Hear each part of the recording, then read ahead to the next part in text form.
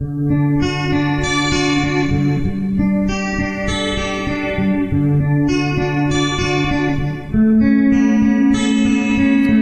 right. There's always a first time for everything. And this was something that was suggested by some of my viewers some time ago that I never got around to trying. This is my first Google Hangout, and I have some Linux bad guys on the show with me today, and we're going to discuss distributions that we do not like. And all of that begins right now on Spatry's Cup of Linux.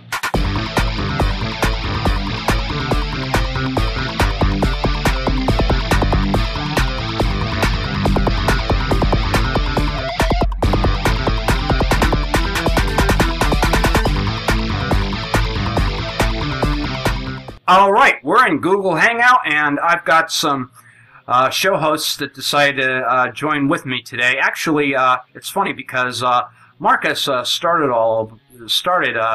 me on this. Hi, Marcus. How you doing today? Good, thanks. It's cold though. It's about 3 o'clock in the morning. Now, I have to say, Marcus inundates me with at least 50 requests a day to join his Hangout, so I finally bit the bullet, and I'm glad that I did because this seems interesting. All right, guys, I've got a few show hosts here, and let's go ahead and start off with Ben. Ben, tell us a little bit about yourself and about your show. Well, I'm almost 22 years old. I've been using computers for a good couple of years. My show is called Hackintosh Tutorials, and where I just sit around and tell people about it, sometimes to install stuff, and been recently trying out Linux and everything like that. So look forward to more videos on that, and just built me a new PC, so look forward to more videos on that. So passing it down. Now, it's my understanding that you're building Gen 2 on your system right now, aren't you? Uh-huh. In a virtual machine.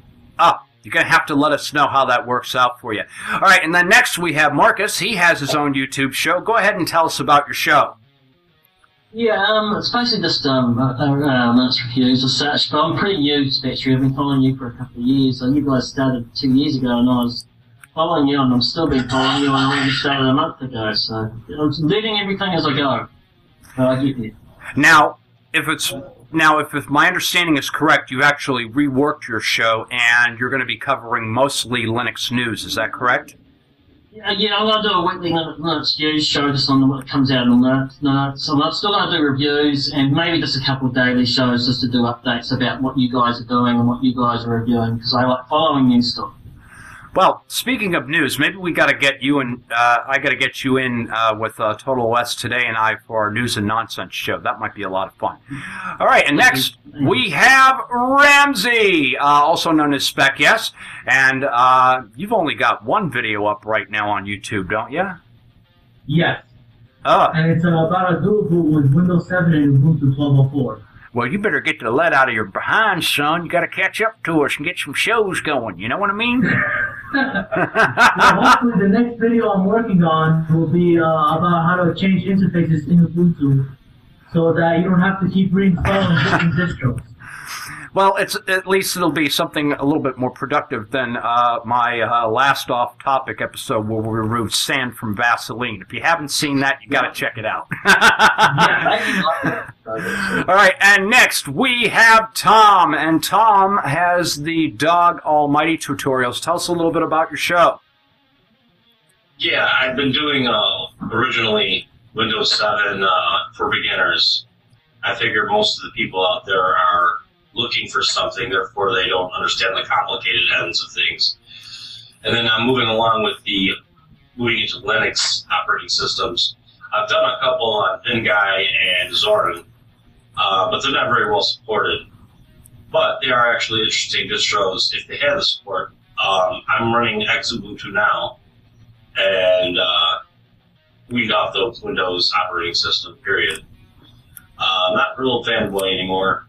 Too many complications. I don't like waiting. I do a lot of waiting, updatings. Everything is, and it's so much simpler in Linux.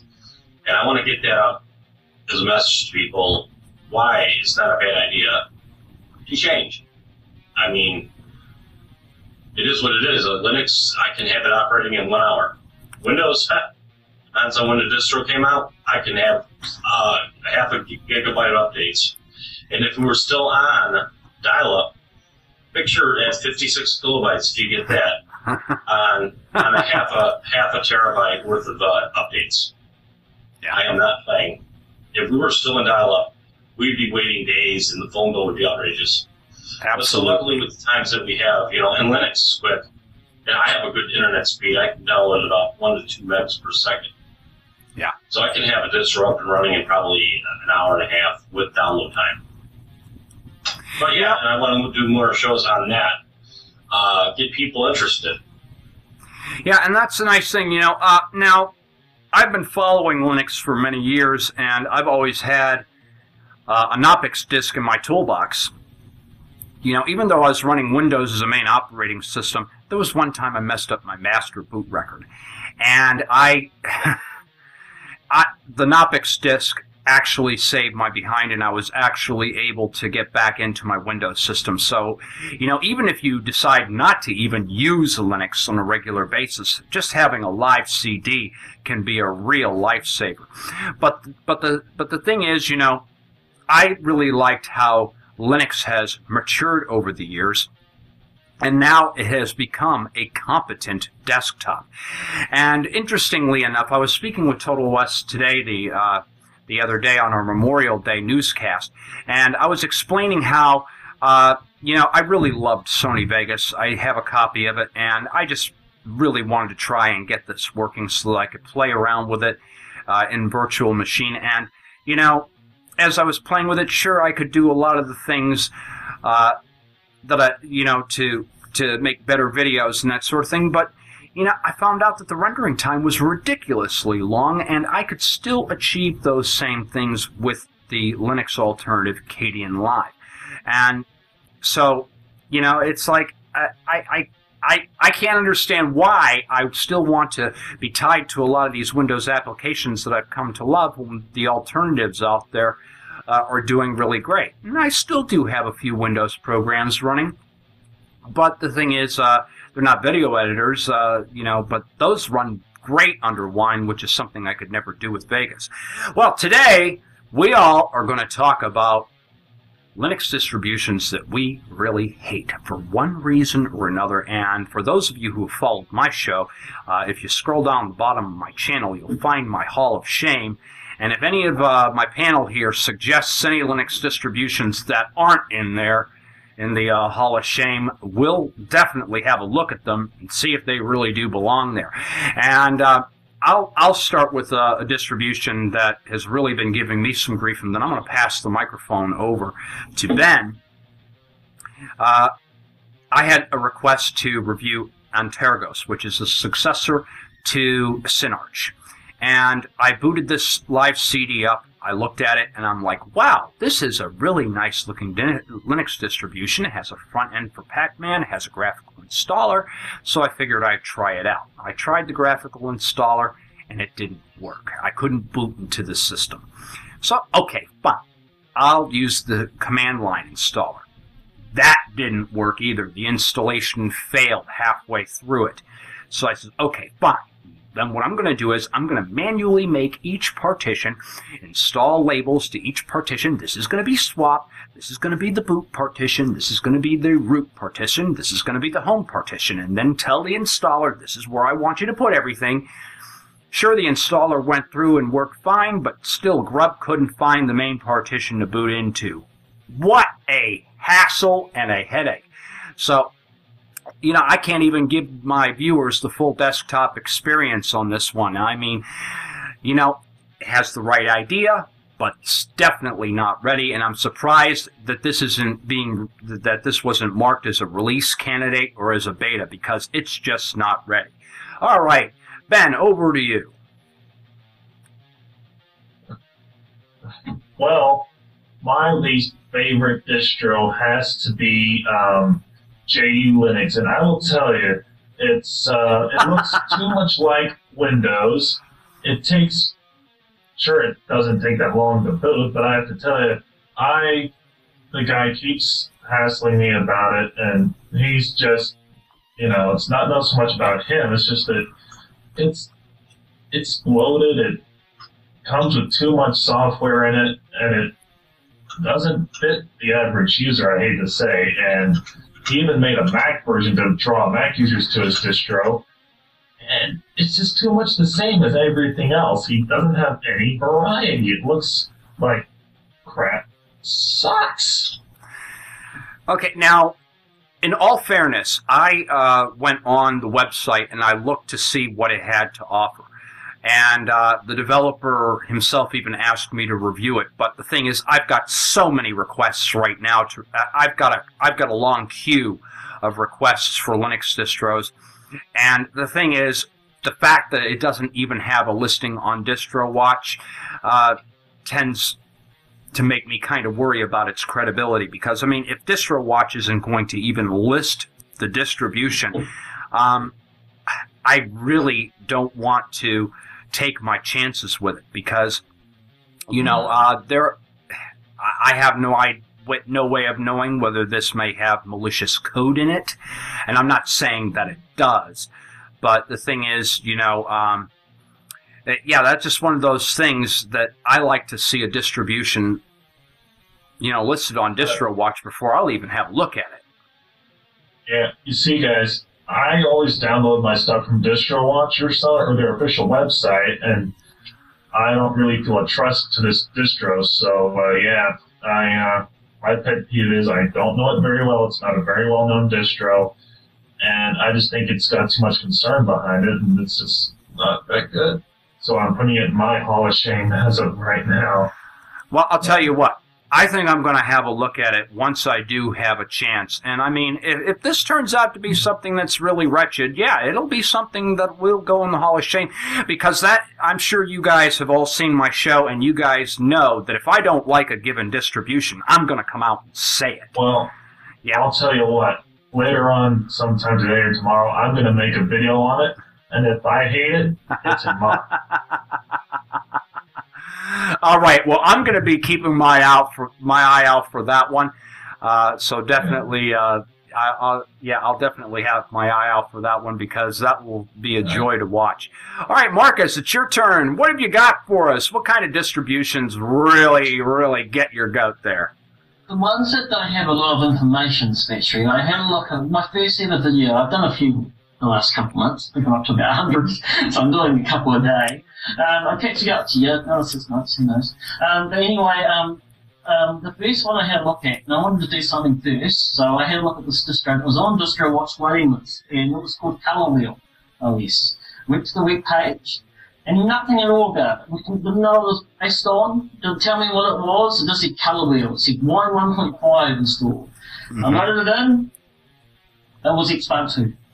It had the same wallpapers. I had a different wallpaper, but it had the same layout, everything. It was just Xpo2, and which I like actually, by the way. But it was, you know, no information at all. And this, I actually gave it a pretty bad review actually, mainly because of the web page. There was just nothing on about what it was about. There was no screenshots. There was nothing at all. It was trying to make it sound like it was great for Windows users, but you know, it didn't even have a screenshot on it. It was just pretty basic information. And after my video, the guy stops making it.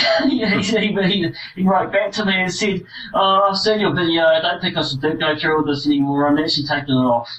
So, I mean, I don't know. I mean, some people make a distro, but I think there should be a little bit more info on the web page and stuff about what it is and what it's based on. Now, one of the things behind the scenes, you know, I looked at Color Wheel OS myself, Marcus, and I didn't see what really made this distribution look any different from anything else.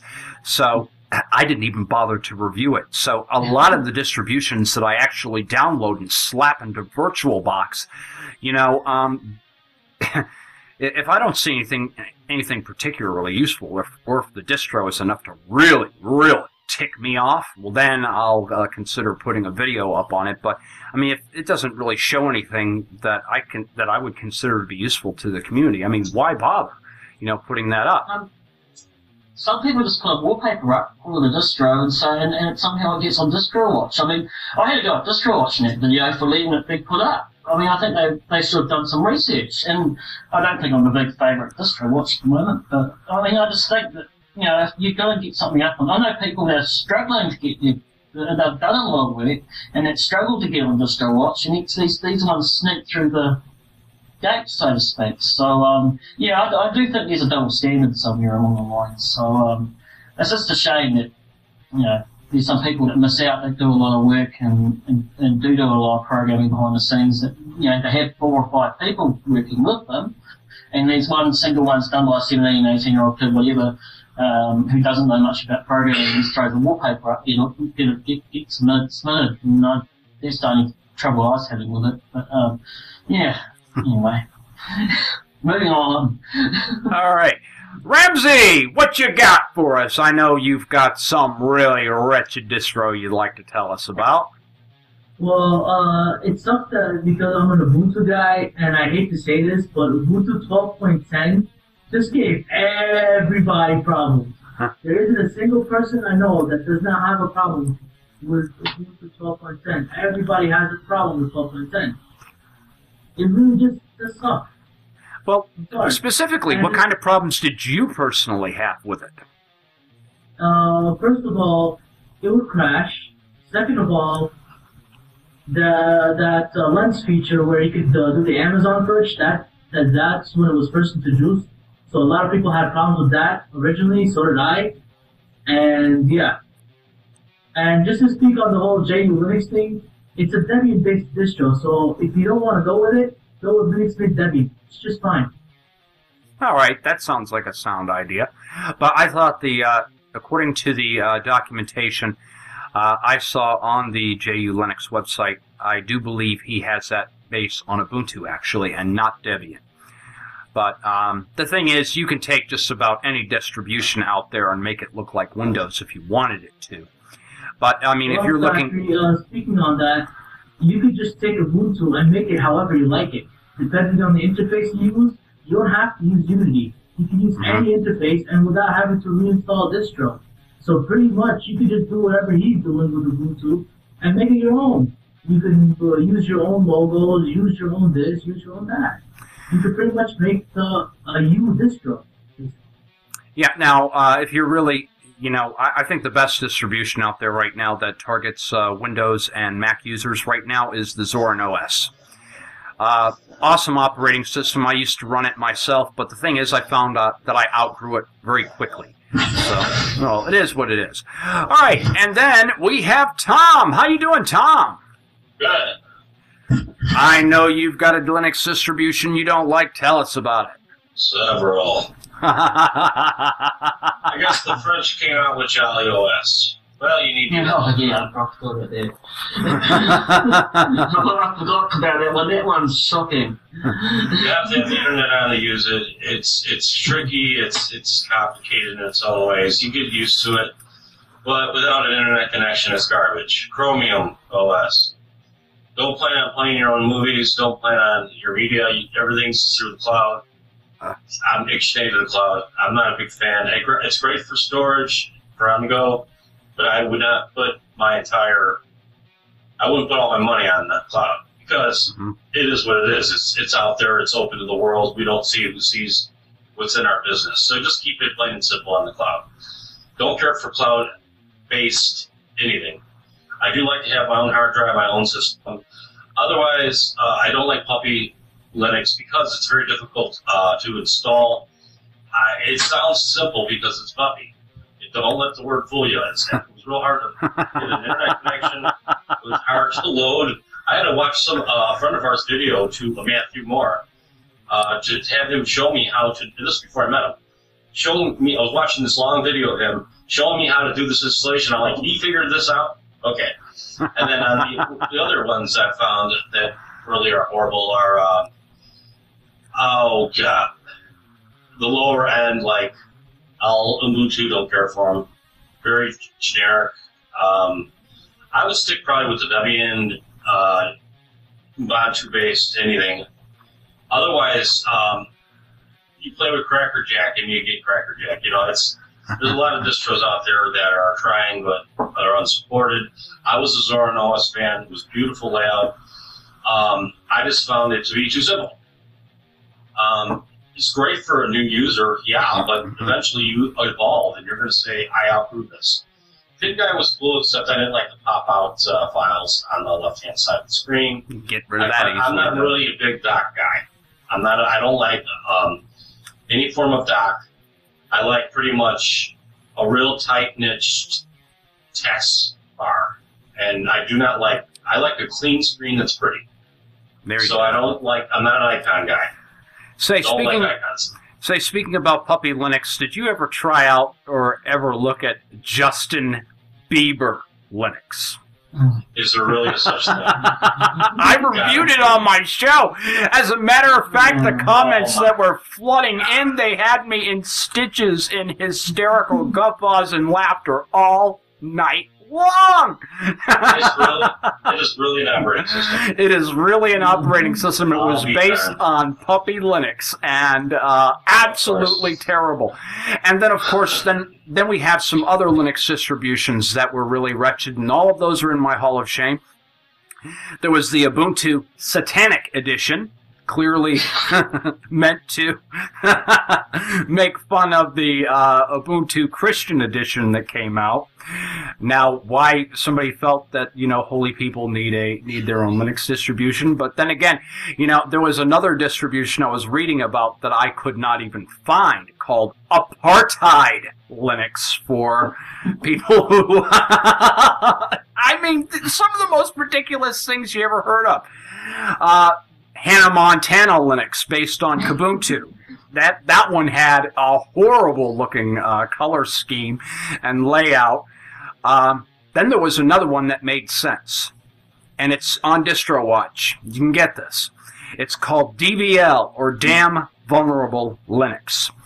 And this one is purposefully filled with all these backdoors and holes and hacked programs and that sort of thing to teach people about securing their Linux systems. So, I mean, out of all of those I looked at, that one made the most sense.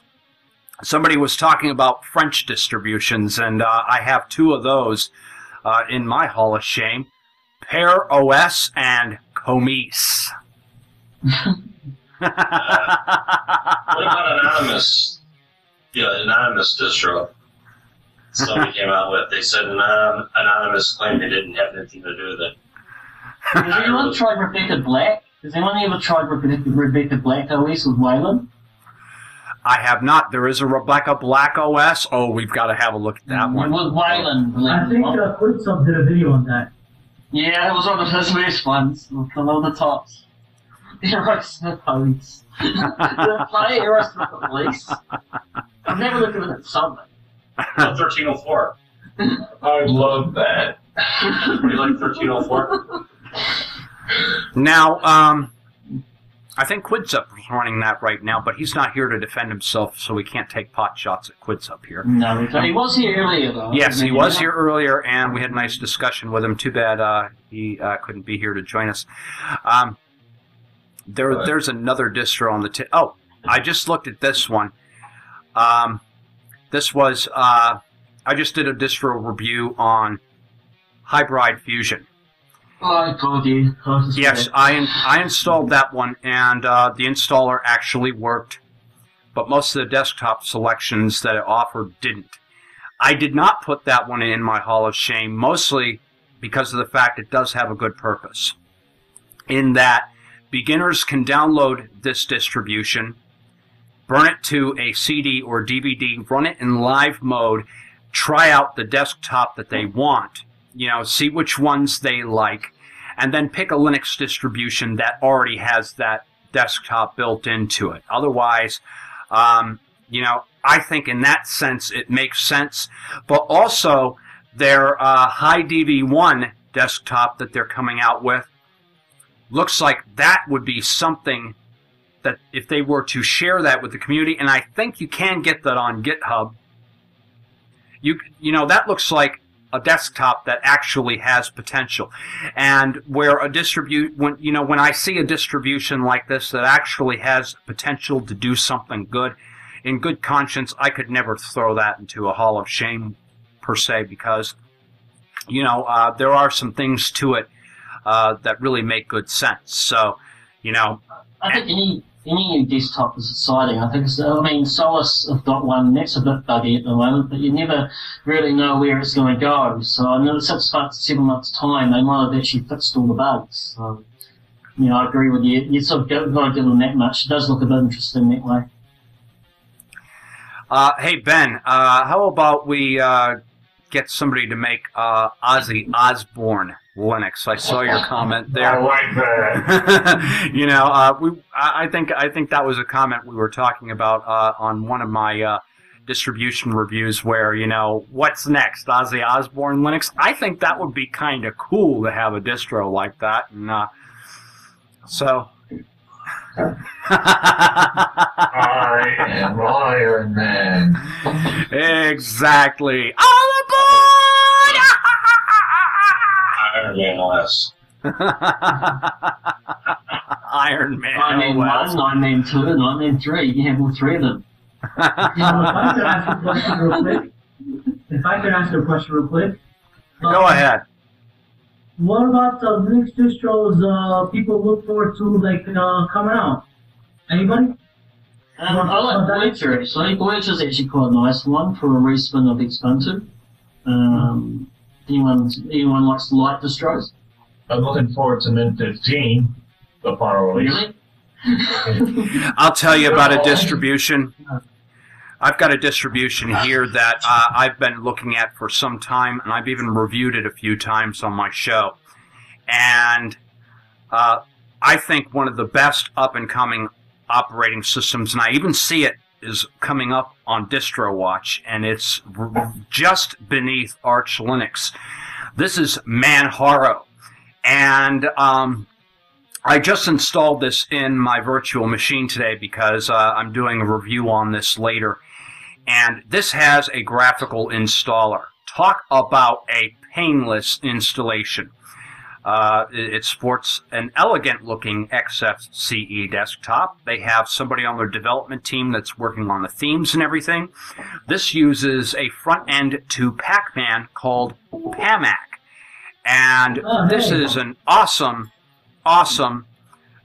desktop. I'm really pleased with the progress it's making.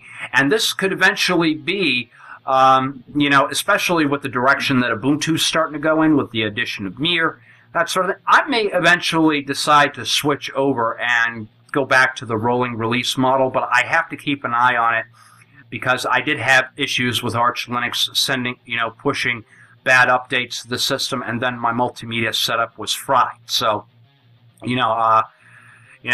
so with that in mind, it's just something that I'm going to have to continue testing on my part until I feel that I'm ready to switch over to that because,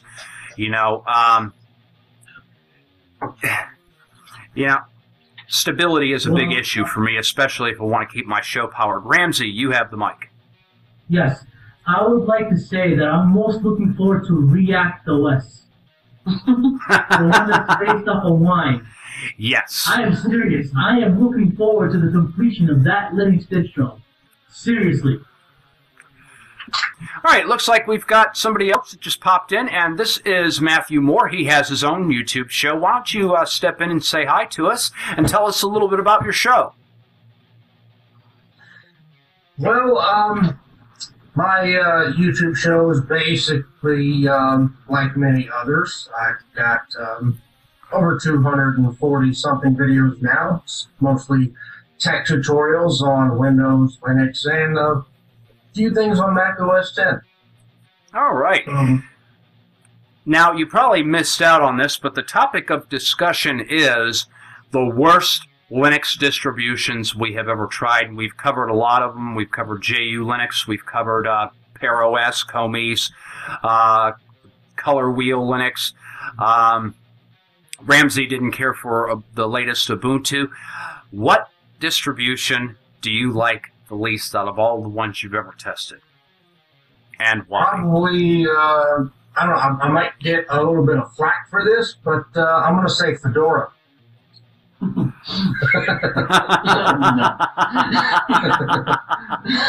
And well, tell us why you don't like Fedora. I Fedora users, yeah. Because I've tried it on 3 different occasions, and every single time, nothing worked.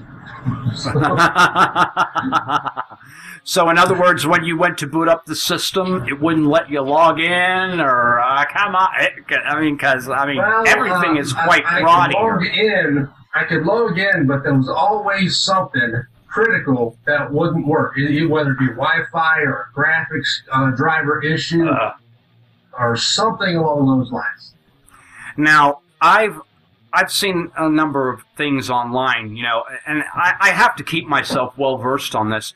But, there are a number of people that, really don't care that much for RPM-based distributions. But then again, there are a lot of people out there that really do like them, and they have a following in their own right. Yeah, well, OpenSUSE isn't bad. It's an RPM-based distro. But, it's probably not the most popular one out there. Now, when I did my 200th episode, I actually, just for laughs and giggles, I used their web browser. They have a web browser interface that you can use to build your own distribution. And so I played around with it. I made the Spatry's Cup of Linux live disk, and there were actually a few people that downloaded it and used it. I haven't checked its progress, but it looks like they still have it available for anybody who wants to download it and try it. So, and that's probably a distribution that belongs in my hall of shame if any of them do, because I really had no idea of what it was I was doing. I just wanted to have something fun for my 200th episode besides thanking everybody and that sort of thing. All right, well, we've all covered our distributions that we like the least, and I'd like to thank everybody for showing up here. First, I'd like to thank Ben Fitzpatrick of his Hackintosh tutorials show on YouTube. You definitely want to check that out, and links to everybody will be in the show notes. Marcus Baird, who's now got the Linux News. He also has, Marcus has a channel on Mumble where anybody can come in and connect and talk. Tell us a little bit about that. Well, basically it's just a private server, but I put up to the Linux people. Anyone that does want to come chat is welcome. I know these people from other Mumble communities, so I don't really care, so they can still pop in. And yeah, it's just basically just chat about Linux and meet some developers, meet Fitzpatrick, and meet some other people as well. So I know quite a few people around the Linux world that pop in every now and again and say hi, and on some podcasters as well. You never know who's actually going to be in these factories, so it can be a bit of fun. I know you're a part of the Linux distro community as well, so you might want to mention that as well, Patrick. Yeah, well, the thing is, I like to, connect in different groups, that sort of thing. And, the Linux distro community, they've helped my show grow. I've helped them grow a little bit as well. But it's always nice to see something fresh open up for everybody. And so you've seen me come in and pop in a few times on Mumble with your with the Linux channel. There's one thing, we are really new, so don't expect, as I said, we're just starting off, so don't expect fireworks in the first couple of weeks. It might take a month until you grow. Yep, well, we'll put links in the show notes to this so that people can connect and check it out. All right, and I'd like to thank. Welcome. All right, and I'd like to thank Matthew for jumping in. Apparently, he couldn't make it when we started this, but we appreciate you coming in and sharing your little bit with us. Definitely check out Matthew's show. Ramsey, you gotta put some videos up on YouTube, my man. Yeah, I will. All right. And I'd like to thank Tom for joining us. And Tom also has his show, but he's got a variety of content. So whether you're running Windows or Linux, he has content that will help you get the most out of your system. Thank you for coming in on our show. You got it. All right. Thank you for having us, Patrick. Yeah. All right. And So I need all you guys to let me know, what do you think? Do you think we need to do more of these hangouts? Definitely put it in the space below. Yeah. And if We do it when it's And- on your time. and if you have any ideas for show topics, put them down here, and I'll bring this band of bad guys in, and we will solve the world's problems in the space of a half an hour or less. That's all there is for now. Thank you, all of you, for joining me. We'll see you next time.